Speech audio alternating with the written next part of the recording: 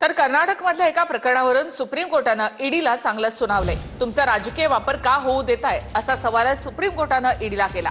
ईडीचे महाराष्ट्राबाबतचे अनुभव संपूर्ण देशामध्ये पसरवू नका असं सुप्रीम कोर्टानं ईडीला म्हटलंय। सुप्रीम कोर्टानं ईडीला चांगलंच फटकारलं। कर्नाटकचे मुख्यमंत्री सिद्धरामय्या यांच्या पत्नीविरोधात ईडीनं दाखल केलेली याचिका सुप्रीम कोर्टानं फेटाळली आहे। सिद्धरामय्या यांच्या पत्नी पार्वती यांच्या विरोधामध्ये एमयूडीए कथित घोटाळा प्रकरणामध्ये कारवाई करण्यापासून कर्नाटक हायकोर्टानं ईडीला रोखलं होतं।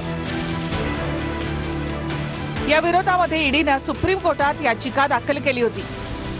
सरन्यायाधीश भूषण गवई आणि न्यायमूर्ती विनोद चंद्रन यांच्या खंडपीठासमोर ही सुनावणी झाली। यामुळे सुप्रीम कोर्ट ईडीच्या अधिकाऱ्यांवर संतापलं। आम्हाला तोंड उघडायला लावू नका, नाहीतर आम्हाला ईडी विरोधात कठोर राजकीय शब्दांचा वापर करावा लागेल।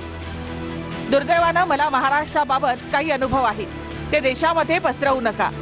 राजकीय लढाई मतदारांसमोर लढायला हवी, त्यात तुमचा वापर का होऊ देताय?